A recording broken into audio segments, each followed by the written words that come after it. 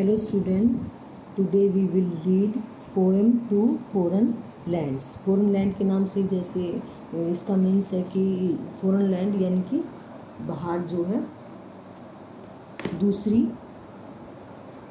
भूमि यानी कि विदेश। फॉरेन हम किसके लिए भी कहते हैं, फॉरेन कंट्री नहीं बोलते हम विदेश के लिए, तो ऐसे ही फॉरेन लैंड यानी कि दूसरी भूमि।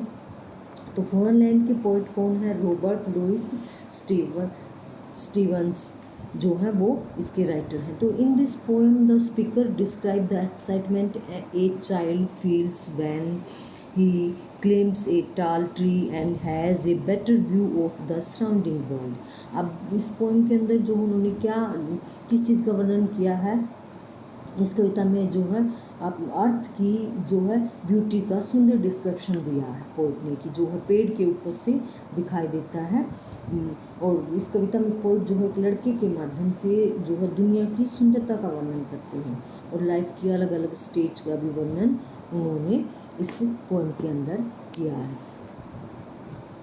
Up into the cherry tree who should climb but little me. I held the trunk with both my hands and looked abroad in foreign lands. तो मैं यानी कि जो छोटा सा बच्चा, पोइट कहता है कि जो मैं छोटा सा बच्चा हूँ, कहता हूँ कि मैं जो है चेरी ट्री एक पेड़ है उसके ऊपर चढ़ गया हूँ और सबसे ऊपर वाली डाली से जो है उसे दूर दूर तक की चीज़ें दिखाई दे रही हैं। जैसा पिक्चर में दिखाया गया है कि जो है उसे उसके ऊपर चढ़ने के बाद दूर दूर की चीज़ें दिखाई दे रही हैं। पेड़ पर चढ़ने के लिए उसने अपने जो छोटे छोटे हाथों का प्रयोग किया है, वहाँ खड़े होकर वह दूर दूर की चीज़ों को देख रहा है उस ऊंचे से पेड़ पर चढ़कर। I saw the next door garden lie adorned with flowers before my eye and many pleasant places more that I had never seen before. अब जो है उस पेड़ के ऊपर चढ़कर पोइट वहाँ उस पेड़ पर खड़ा हो जाता है और उसे उसके अपने पड़ोस वाले घर में जो है एक सुंदर सा बगीचा दिखाई देता है जिसमें फूल खिले हुए होते हैं और वहाँ से वह बहुत सारी सुंदर सुंदर जगहों को देखता है जो उसने पहले कभी नहीं देखी थी। तो सबसे पहले जो वो अपने आंगन से बाहर उस पेड़ पर चढ़कर किसको देखता है? पड़ोस को देखता है, अपने आसपास को देखता है। I saw the dimpling river pass and be the sky's blue looking glass. The dusty roads go up and down with people tramping into town.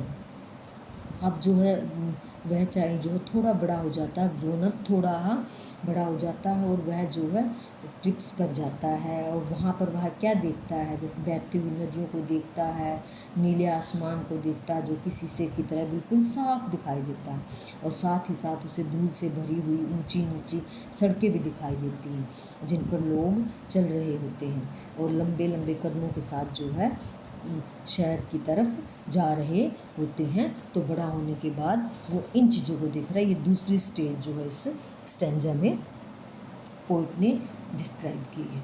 अब if I could find a higher tree farther and farther I should see to where the grown up river slips into the sea among the ships.